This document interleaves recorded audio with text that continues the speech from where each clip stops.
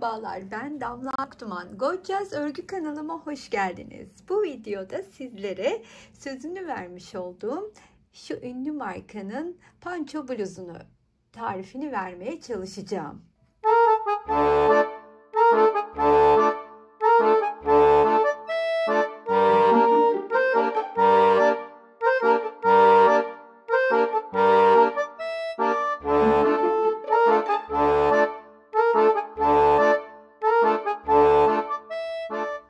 Üzerimde görmüş olduğunuz bluzu ben yaptım. Yani Gorgeous markalı. Önümde duran ise o meşhur İspanyol markasına ait ürün. Videoya kısa bir ara.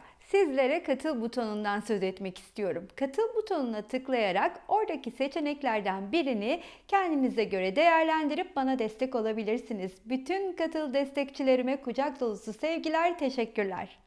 Şimdi şöyle hemen önüme çekerek size göstermek istiyorum.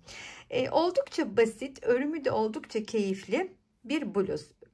Tarifine geçmeden önce ben sevgili Bil Hayal Hobby'den seçmiş olduğum 4 kat simli viskon ip grubunu kullanıyorum. Bakınız burada tam olarak 4 kat aynı ipten mevcut. Sadece renkleri farklı.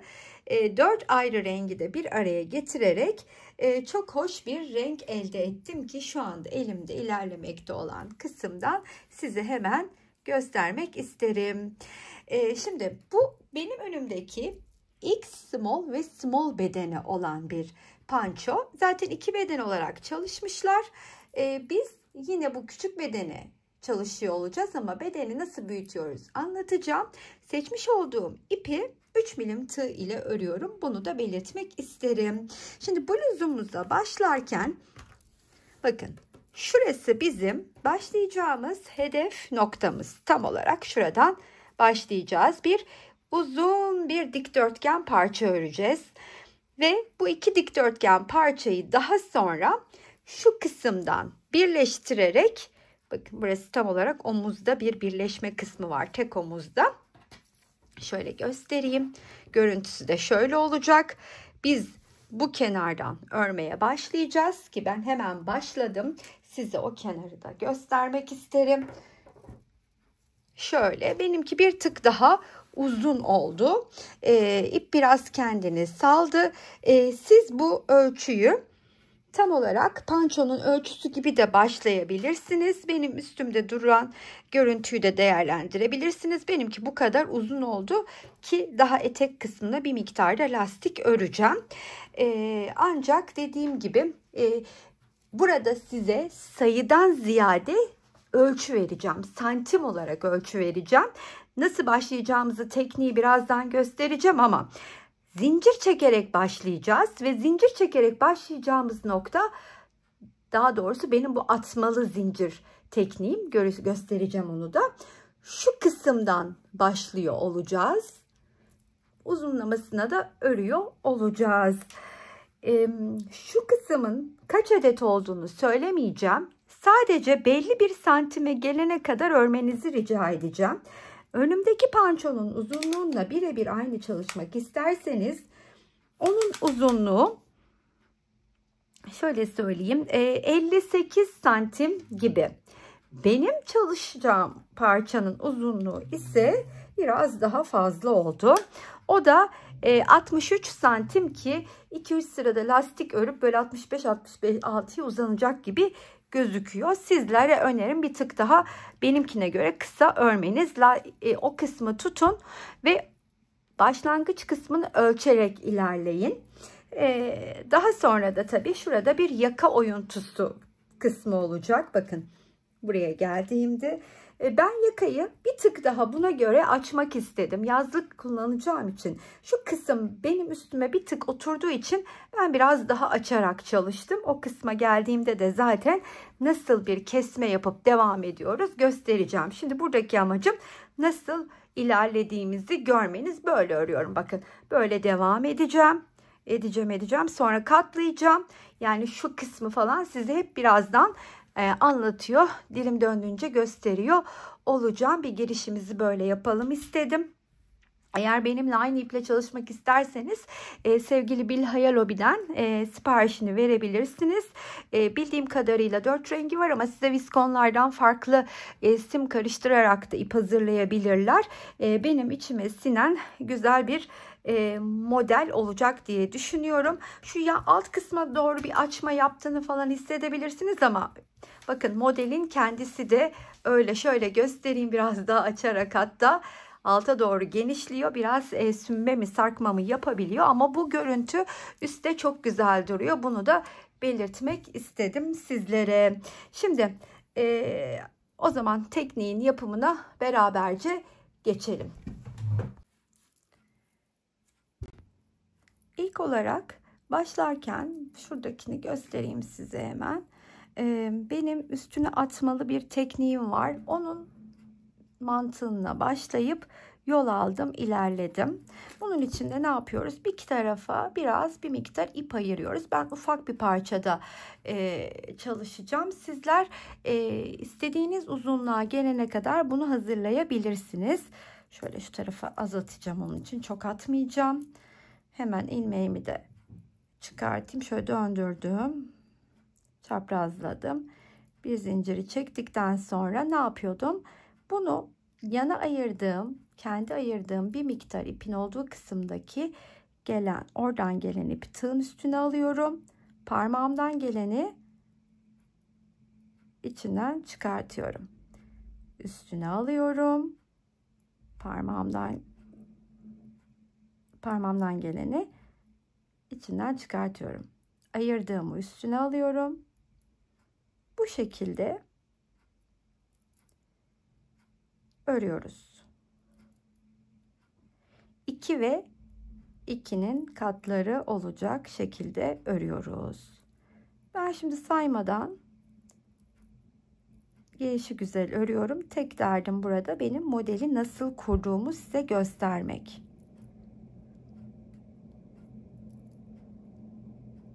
Bunun ideal bir uzunluğa geldiğini düşündüğünüz ana kadar, ki benimki büyük olmuş 60 santim, ben size öneriyorum biraz kısa örün. Yani şöyle 55'lerde falan olsun en fazla uzunluğu. Biz şu anda uzunluğuna olan kısmı örüyoruz. Bakın. Şimdi bunu yeterli olduğunu düşünüyorum artık size modeli kurabilmemde.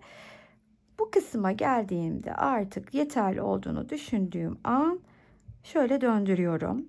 İlk olarak içinde bulunduğum ilmeğin içine batıp bir ilmek çıkartıyorum. İçinde bulunduğum ilmeğin içine bakın. Tekrar battım, ilmek çıkardım.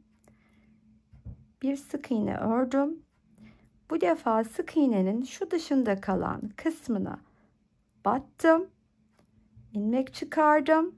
Yine bir sık iğne örer gibi ördüm. Daha sonra ise tığın üstüne ipimi aldım. Ve hemen tığın üstüne ipimi almadım burada. Normalde aralarda çekeceğim bir zincir olacak ileride. Orada bu zinciri de çekmiyorum. Başlangıçta zincirim de yok. Hemen yanındaki ilmeğin içine battım. Bir zincir çıkarttım. Daha sonra diğer yanındaki ilmeğin içine battım. Bir ilmek daha çıkardım. Tığımda 3 tane ilmeğim var şu anda. İlk olarak ilkini, daha sonra ilk ikisini, daha sonra ise tığda kalan 2 taneyi örüp bir zincir çekiyorum. Ve hemen yine aynı işlemi yapmaya devam ediyorum. Yanındaki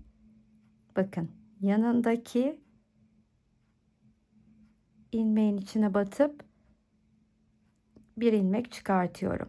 Tekrar hemen yanındakine batıp bir ilmek çıkartıyorum. Ve sırasıyla örmeye başlıyorum. 1, 2 ve 3. Bir zincir çekiyorum. Ve hemen yine dibindeki boşluğa batıp önce bir tane çıkartıyorum. Daha sonra yine yanındakine batıp bir tane daha çıkartıyorum. 1 2 3 bir zincir.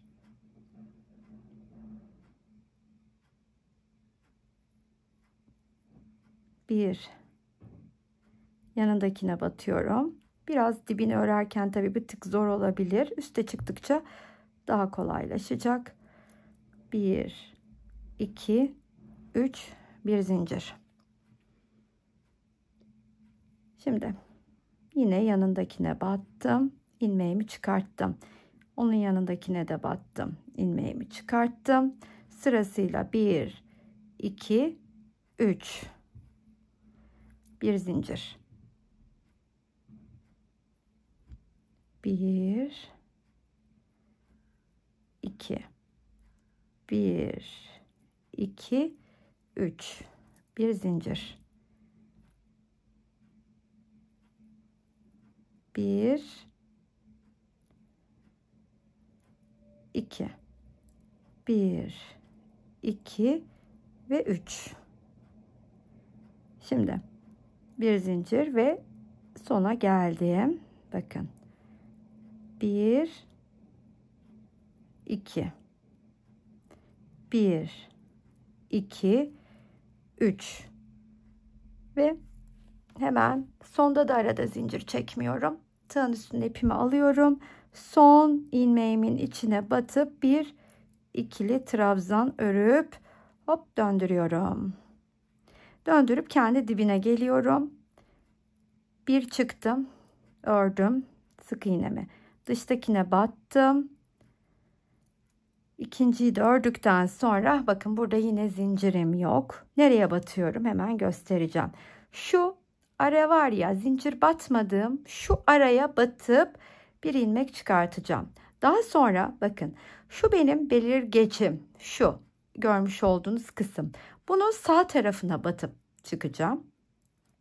1 2 ve 3 kere de çıkacağım. Bir zincir çekiyorum.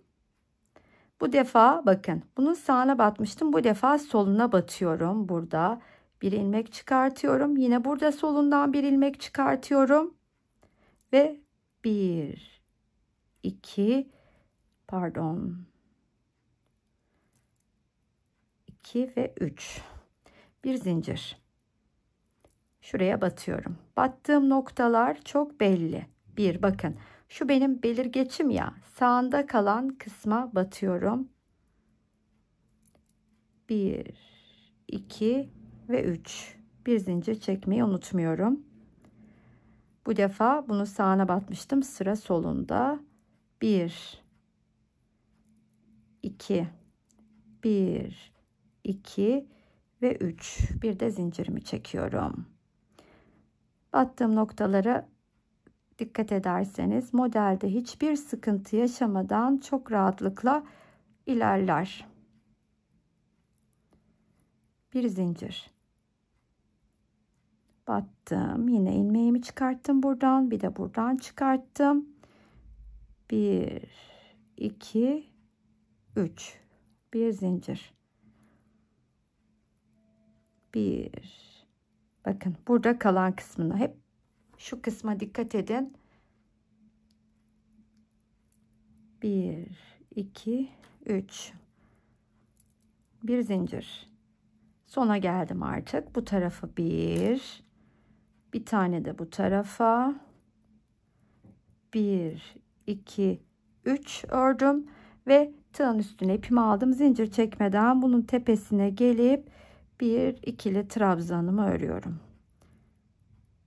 1 2 hemen şöyle döndürüp dibine batıp bir ilmeğimi çıkarttım. 1 sonra solda kalanın içine batıp bir ilmek daha çıkarttım. 2 daha sonra bakın ilk başlarda biterken ve başlarken zincir yok ama zincir olmasa da ne yapıyordum? Şuraya araya hemen batıp bir ilmek çıkarttım. Buradan sonra hep belirgeçlerim var benim. Şu kısmın sağ ve soluna batıyorum. Burası için sağına 1, 2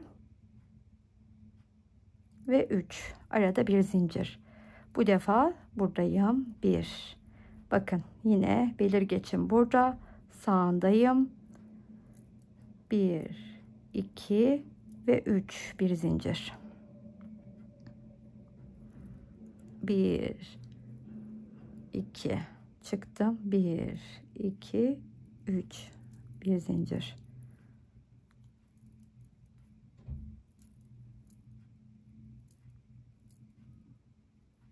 Bakın modelim kurulmaya başladı bile.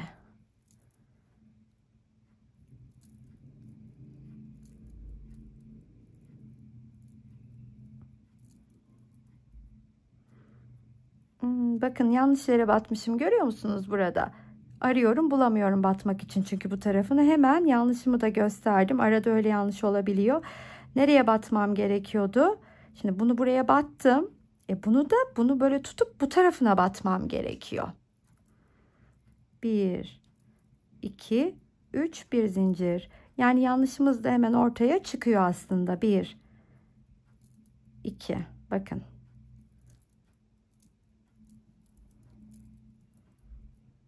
Sona yaklaşıyorum yine. Bir sıra daha üstte birlikte çıkalım. Artık modeli kurmayı anlamış olacağız. Bir zincir. Sonuncu kısımdayım. Bir buraya battım. Bir de bu trabzanla arasına battım. Hiç zincir çekmeden bir ikili trabzanımı örüyorum. Şurada ipi kaçırmışım. Bir saniye. Buna dikkat etmemiz lazım. Örerken katlı olduğu için ipimiz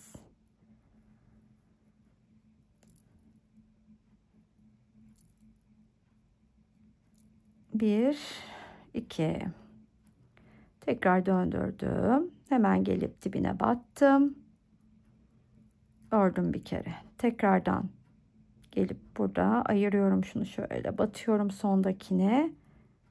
İlmeğimi çıkartıp ördüm. Ve ilk olarak bununla bunun arasındaki kısma batıp ilmek çıkartıyorum. Bir sonra bakıyorum, zaten hep gösterdiğim gibi bunun sağında kalan kısım. 1, 2, 3, bir zincir. İşte bu şekilde uygun olan ölçülerde örmeye devam edeceğiz üstümüze göre. Ben aşağı yukarı size başında videonun santimleri verdim. Burada sayı vermiyorum. Bakın kaç tane zincir çektim, kaç tane oldu vermiyorum. Belki farklı iple de örüyor olabilirsiniz. Önemli olan bunu 55 santim gibi başlamanız. 55 santim gibi. Ve bunu 55 santim gibi başladıktan sonra da size önerim. Tekrar bakın, bluzun üstünde ölçü veriyorum. Lastiği saymıyorum. 55 santim gibi başladıktan sonra şöyle aşağı yukarı bir 32-33 santim örmeniz X small bedenseniz. Eğer daha büyük bir bedenseniz medium large gibi.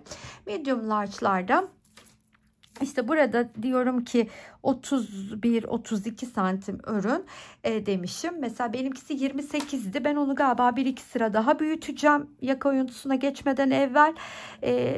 Medium large olan kişiler bunu tahminim bir 35 santim örsünler. Large'dan daha büyük hanımefendiler ise bir 40 santim örsünler. Yani bol olsun istiyorlarsa, eğer çok bol olsun istemiyorlarsa da 35-36 da diyebilirim. Öyleyse şimdi ilk parçayı, yani ben bunu şöyle göstereyim hemen size. Şöyle bir 30 santim gibi örüp geliyorum, yaka oyuntusuna başlayalım.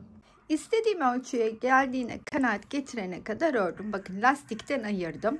Şimdi buraya geldiğimde artık buradan ötesini örmeye başlıyor olacağım. Yani bu yaka oyuntusunu verdiğim kısım ve burası benim ölçüm, bu kadar öreceğim. Ama bakın şu yakadaki şu kısmı bir tık daha açık yaptım. Bu biraz daha boğaza doğru oturan bir modeldi. Ben yakayı bir tık açmak istedim.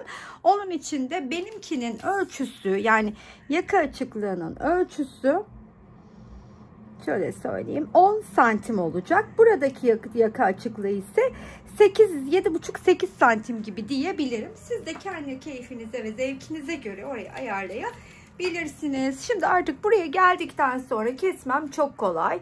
Ne yapıyorum? Buradan itibaren şimdi burayı bir tane sonuncu yine aynı mantıkla, teknikle göstermiş olduğum gibi geldim. Ve artık şimdi buradaki battığım şu noktaya ben bir ikili trabzan öreceğim. Bitişlerde yaptığım ikili trabzanı buraya uygulayacağım. İşte bu kadar. Sonrasında ise dönüp artık buraya kadar buradan itibaren gidip böyle geri geleceğim. Nasıl dönüyorduk? Hemen şöyle döndüreyim. Döndürüp bulunduğum yerin tam içine batıp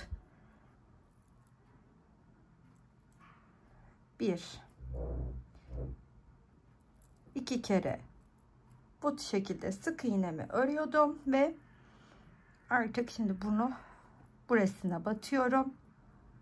Bir kere çıktım. Bir daha buraya battım. Yine bir kere çıktım. 1, 2 ve 3 de tamamlayıp zincirimi çektim ve hemen şunu şuraya ittirip 1, 2, 3 bir zincir. Böyle burayı örmeye başlıyorum. Tabii şimdi bu kadar genişlik öreceğim dedim ama şöyle göstereyim. Bu genişliğin 2 katını, yani dönüşünü de öreceğim.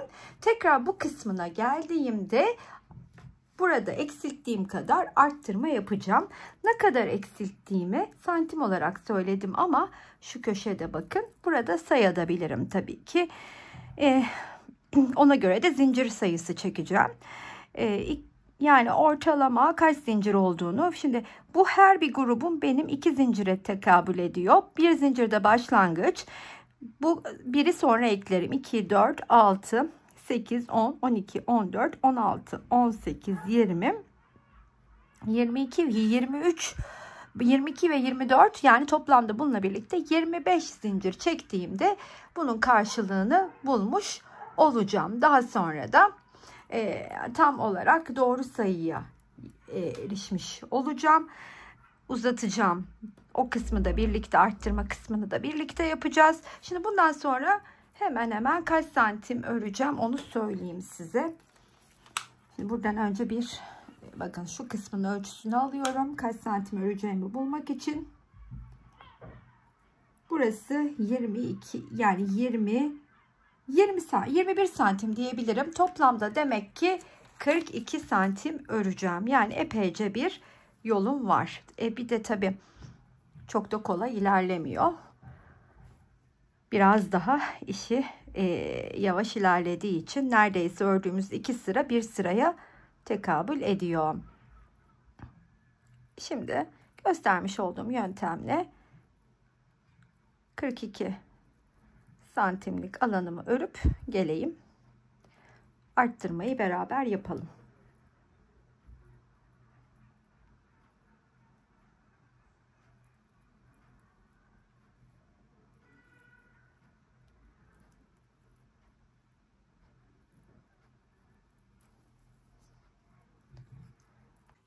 Altta benim şablon olarak kullandığım model örneğim, yani üstüne hep altta o duruyor. Üstüne bir örmüş olduğumu yerleştirip onun üstüne göre ilerliyorum. Şimdi bakın ne yaptımdı? Burada birlikte eksiltme yapıp şu kısmı örmüştüm uzunlamasına. Şu kısmım benim buradan buraya kadar kaç santim, hemen size onu söylemek istiyorum.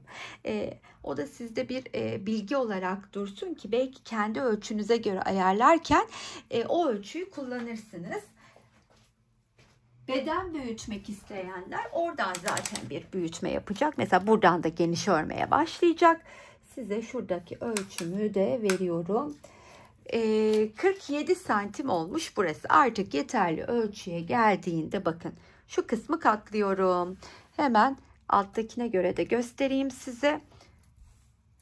Şurayı biraz daha ben geniş yapmıştım. Yakası daha düşük dursun istediğim için.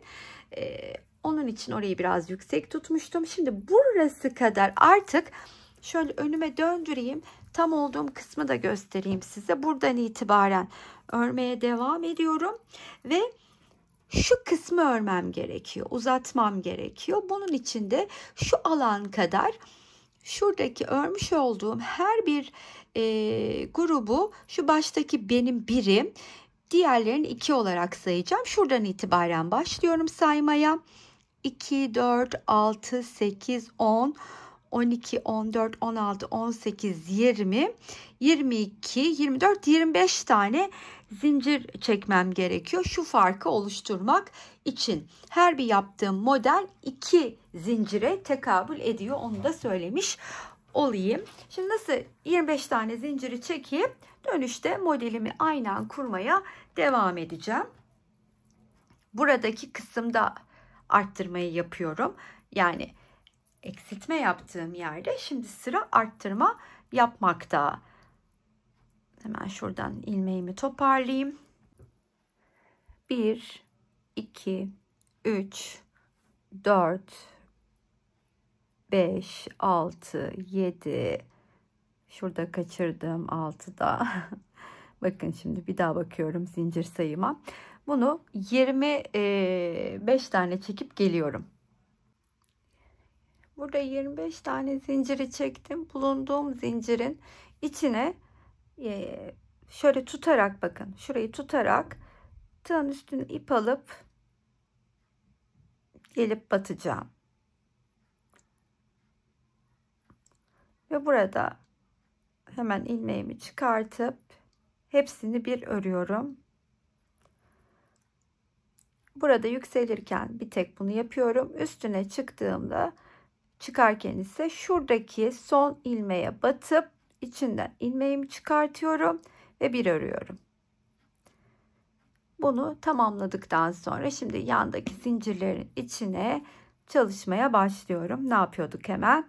Önce birine, daha sonra diğerine batıyorum ve sırasıyla önce ilkini, sonra ikisini derken üçünü örüyorum, bir zincir çekiyorum.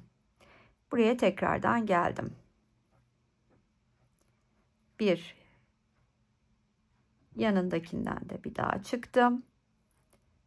1, 2, 3, bir de zincir çekiyorum. Hemen yanındakinin içine geliyorum. Bir tane ilmeğimi çıkartıyorum. Diğer zincirden hemen yanındakinden bir zincir daha çıkartıyorum ve 1, 2 ve 3 hepsini bir örüp aynı mantıkla modelimi kurmaya devam ediyorum. 1, 2, 1, 2, 3. Bu size göstermiş olduğum, zaten bütün detayıyla anlattığım teknikti. Şimdi zincirin üstünü modelimizi örerek ilerleyelim. Daha sonra parçanın üstüne geleceğiz zaten. Buraya aynı ölçüdeki tekniği uyguladım. Şimdi burada bir trabzanla, biliyorsunuz her seferinde başlıyorduk ama ben bu defa o trabzanın içine sadece şu boşluğuna batacağım. Çünkü ben trabzanı burada başa taşıdım. İçinden ilmeğimi çıkartıyorum. Şu kısımdan, bakın boşluğundan, buradan da ilmeğimi çıkartıyorum ve yine modelimi uyguluyorum devam ettirebilmek adına. Şimdi tekrar gösteriyorum. Buradan geldim. Bir zincir çektim. Buradaki zinciri başa taşıdığım için artık bunu araya yedireceğim. Onun için de bir arasından battım, çıkardım. Bir de buradan çıkartıp 1, 2, 3 modelimi uyguladım. Yeniden bir zincir çekiyorum ve artık batacağım noktalarım aynı. Ne? Şöyle tutup ne yapıyordum? Bakın. Şurası benim batacağım noktam. Battım. Çıkardım. Burada ise bu tarafta kalan boşluk. 1, 2, 3. Bir zincir çekiyorum. Şimdi bu defa bu tarafına batıyorum. Ama buraya geldiğimde de bunun bu tarafına sağlı sollu batarak aslında modelimi kurmaya devam ediyorum. Bir zincir çıktık. Buradan da battım ve çıktım. 1 2 3 bir zincir. 1 2 3. Aynen, artık buradan sonra hiçbir farkı yok. Göstermiş olduğum şekilde tam olarak nerede olduğumuzu şimdi size göstermek istiyorum. Tam olarak bakın. Arttırmayı yaptım. Şu kısımdayım. Buradan yana doğru şu genişliği öreceğim. Bu genişlikteki ölçüyü nereden belirleyeceğim? Elimdeki örmüş olduğum parçayı şöyle hemen gösteriyorum size. Şöyle alıyorum önüme. Bakın. Şurası, ben tam olarak şimdi buradayım ya. Buradayım. Şu kısmı öreceğim. Buradaki genişlik kadar ördüğümü de zaten omuzdan birleşme yapacağımız yere başlayacak parçanın formunu vereceğiz. Şimdi buradan buraya kadarki alanı, üstüne sıra sayısı veremiyorum. Hep üstünü örerek, buradan takip ederek bunu tamamlayacağım. Kocaman bir parça halinde tek parça olarak ördüm. Göstermiş olduğum şekilde. Şimdi şöyle göstermek istiyorum size. Ne yapmıştık? Önce kesmiştik. Sonra da arttırarak devam etmiştik. Aynı formu verdik. Bakın şöyle göstereyim size, açık halini anlamaya, daha iyi anlatmaya çalışayım. Şimdi burasını böyle tutuyorum. Şu yaka oyuntusu, omuz oyuntusu için bulunduğumuz kısımdan ikiye katlıyorum. Ve şöyle önüme alıyorum. Bakın. Bu da benim formunu vermiş halim. Şöyle de göstereyim size. Şu yaka kısmımız. Yukarıdan birleştirdiğim anda ise omuz kısmım olacak. Parçanın düzü tersi yok. Ördüğümüz modelden ötürü her iki tarafı da aynı.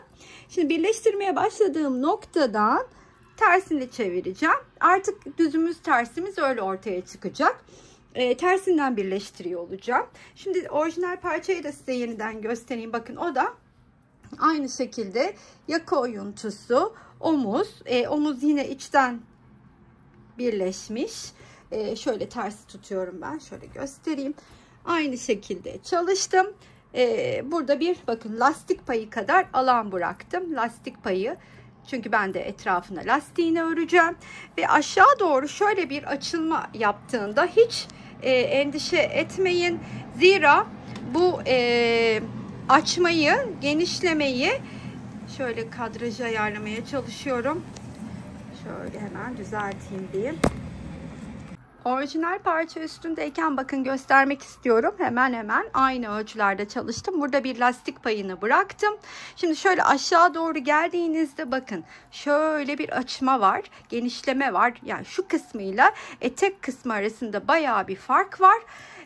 O da haliyle orijinalde de var. Benim yaptığımda da oldu ama üstümüzde güzel durmasına sebep oluyor. Bu bir panço bluz, şal bluz olduğu için bu görüntü bluza hoş bir duruş katıyor. Onu da söylemek istedim sizlere. Niye böyle oluyor diye endişelenmeyin. Burada yapmanız gereken tek şey, biliyorsunuz, sıra sayısını fazla örmek olacak. Ben sıra sayısı vermedim. Santim olarak fazla örmek olacak. Videonun sonunda zaten santimleri veriyor olacağım. Şimdi ilk olarak şu üst kısımdan birleşmeye başlayalım. Nereden başlıyoruz? Tabii ki bu omuz kısmını birbirine tutturmamız gerekiyor. Şu iki karşılıklı birleşmeye başlayalım. Yan tarafa omuzdan gelen yeri tam olarak şurayı birleştirmeye başlarken ilk olarak iki tarafında köşesinin en dibinden batıp bir sık iğne örüyorum. Daha sonra karşılıklı sık iğnelerimi örerek birleştirmeye devam ediyorum. Ancak dikkat etmemiz gereken en önemli şey, elimizi gayet rahat bırakmamız. Aksi halde omuzda bir büzüşme, kasma yapabilir. Görüntüsü çirkin olur. Ara ara da hatta birleştirirken tığdan çıkıp kontrol etmenizi, check etmenizi öneririm nasıl gidiyor diye. Ve bir şey daha ki o da bakın, şimdi böyle karşılıklı birleştiriyorum ya. Çıkıp böyle ara ara elimizle denk getire birleştirmemiz lazım ki sonuna kadar birbirine denk gelecek şekilde birleştiriyor olacağız. Bakın diğer taraftan da gözüken böyle olacak. Burası bizim arka yüzümüz olmuş olacak. Onu da belirtmek isterim. Şimdi bu omuzu birleştirelim bu şekilde. Daha sonra tabi siz burada isterseniz dikişte yapabilirsiniz. Nasıl kolayınıza geliyorsa, biliyorsunuz ipin biraz daha tek katlı ipe göre örmesi birazcık daha meşakkatli ama tabi güzel sonuç için de değer mi? Değer. Birleştirip geliyorum. Şu şekilde birleştirdim ve hemen çeviriyorum. Artık bizim düzü bluzumuzun bu şekilde olacak. Yani önden görünüşünü size göstereceğim. Şimdi hemen çevireyim.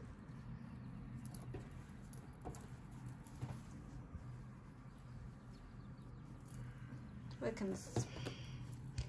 Gayet muntazam bir şekilde birleştirmiş olduk. Şimdi şu yaka kısmını çok dağınık duruyor. Biraz toplayarak örmeye, yani toplayarak derken sık iğnelerle örmeye başlayacağım. Sadece bir tur sık iğne geçmeyi planlıyorum. Nasıl geçeceğiz hemen bakalım birlikte. Lastiğe geçmeden evvel. İlmeğimi çıkartıyorum. Ve herhangi bir noktasından batıp, ki ben onu şöyle şu kısma doğru bir yerden seçip batacağım ve ilk sık iğnemi öreceğim. Daha sonra böyle gözüme hoş gözüktüğü şekilde belli aralıklarla, bakın herhangi bir matematiği yok, toplama amaçlı örüyorum. Belli noktalara batarak ne çok bolluk bırakacağım ne de kasma yapacak şekilde sıkacağım. Siz de kendi yakanızı üstünüze deneyip durmasını istediğiniz şekilde örerek toparlayabilirsiniz. Başladığım noktaya kadar sık iğnelerimi geçip geleyim. Yaka kısmını da topladıktan sonra şimdi artık etek ucuna, yani bakın şöyle göstermek istiyorum. Şu kısma bir ucundan başlayacağız. Tam olarak açık olarak düşünün. Şöyle önüme alacağım. Eteğe boydan boya, sadece eteğe ama etrafını sonra geçeceğim. 3 sıra lastik geçmeyi planlıyorum. Çünkü etekteki lastiği bir miktar kısa tutacağım. Ben normalde bedeni biraz fazla uzun düşürmüştüm. 3-4 santim orijinaline göre. Çok örmeme gerek yok. 3 sıra örsem yeterli olur diye planlıyorum.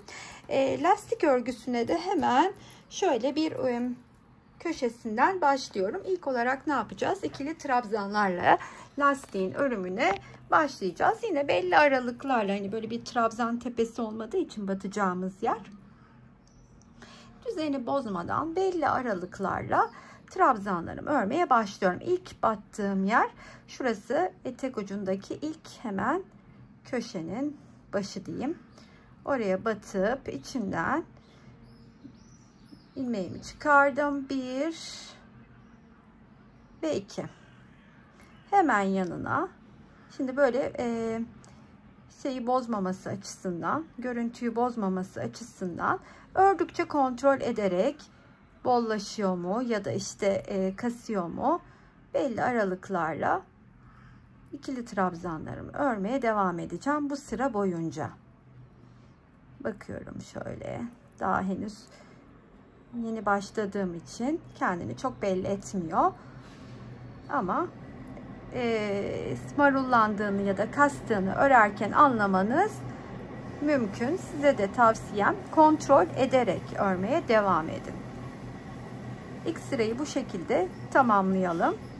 Bir üst sıraya, lastiğin örümüne geçelim.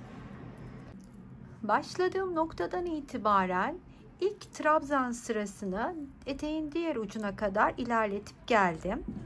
Şimdi yine sonundayım. Birlikte bu sonu geçelim istedim. Bakın ikili trabzanlarla belli aralıklarla batarak ilerliyorum. Şimdi sonuncuyu da şuradaki dibine yapacağım. Ve daha sonra artık bulunduğum noktayı şu şekilde tersini çeviriyorum.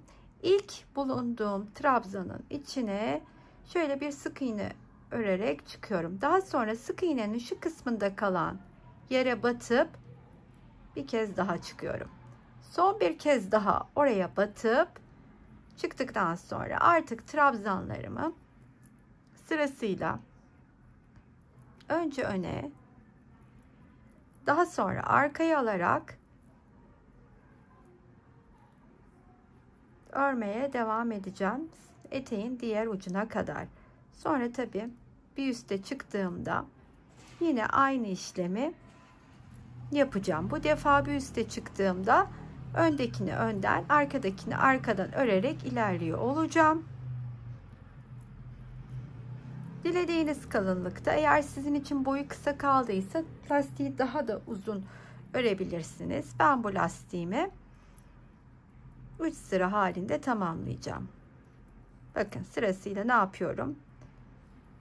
Bir öne alıyorum, örüyorum. Bir arkaya alıyorum, örüyorum. Lastik yapımını henüz daha yeniyseniz ve hiç çalışmadınızsa kanalımda tığ işi lastik yapımını aratarak bulup örebilirsiniz. Şimdi etek ucunun lastiğini bitireyim. Bakın şimdi bu şekilde örüyorum ya, arkaya geldiğimde ise döndüğünde artık öndekini önden, arkadakini arkadan örerek o sırayı tamamlayacağım. Onun için hani bir üstte farklı bir işlem yapmayacağımdan ötürü orayı göstermeme gerek yok. Eteği bitireyim, yanları nasıl öreceğimizi de göstereyim. 3 sıra demiştim ama lastiği 2 sırada tamamladım etek ucuna. Boy uzun olduğu için benim için de ideal ölçü oldu. Şimdi sırada ne var? Şurası biliyorsunuz yakamızın olduğu kısım. Şu kısmı, yani şu yan kısma gelen yeri bütünde öreceğim. Buradan başlayacağım sık iğnemi aynı etekte yaptığım gibi. İkili trabzanımı örmeye. Bakın böyle geleceğim. Bu omzu da dolaşacağım. Diğer tarafın bu kısmına kadar gelip tekrardan ikinci sıra lastiğe geçeceğim. 4 sıra halinde de şu yan tarafı şöyle göstereyim size. Şöyle gidip gelmeli. Şöyle gideceğim. Hop, tersten döneceğim, geri geleceğim. Tekrar gideceğim. 4 sıra halinde örmeyi planlıyorum. Onu da ördükten sonra aslında parçamızı da tamamlamış olacağız. Tam da içime sindiği gibi bir panço bluz oldu. Hissi de çok güzel. Umarım sizin de hoşunuza gidiyordur. O zaman yan tarafı bitirip geliyorum. Bu yan tarafını da şöyle göstermiş olduğum gibi 3 sıra halinde lastik uyguladım. 4 demiştim ama 3 yeterli oldu. Boyu 65 santim. En iyisi en dar yerinden 55 santim geliyor ama bakın açılan bir ip, açılan bir form. Tam istediğim gibi durdu. Small medium bedenlere, yani 36'dan 42 bedene kadar çok rahatlıkla uygun olacaktır. 42 beden üstü, yani large, x large bedenler başta vermiş olduğum ölçülerin santim olarak bırakmıştım. Üstlerine 5'er santim ekleyerek bedenlerine göre büyüterek istedikleri kadar 5, 6, 7, 8, 10, 50 beden üstü bir hanımefendi de 10-15 santim büyüterek çok rahatlıkla üstlerine göre örebilir. Biraz zaman alan, el oyalayan bir model ama tam istediğim gibi düştü. Çok da içime sindi. Şöyle yakından bir daha göstereyim size. İpiyle modeli uyumlu oldu. Evet, 4 kat ince bir simip, örmesi çok kolay değil ama oldukça zevkliydi. Toplamda da 320 gram ip kullandım. Yani daha büyük örecekler şöyle 400 grama kadar alırsa çok rahatlıkla yetecektir diye düşünüyorum. Umarım sizlerin de hoşuna gitmiştir, sevmişsinizdir. Sevdiğinizde her zaman olduğu gibi sizlerden bir kalbinizi rica ediyorum. Buraya kadar izleyen herkese çok teşekkür ediyorum. Sıradaki videolarda görüşmek üzere. Hoşça kalın arkadaşlar.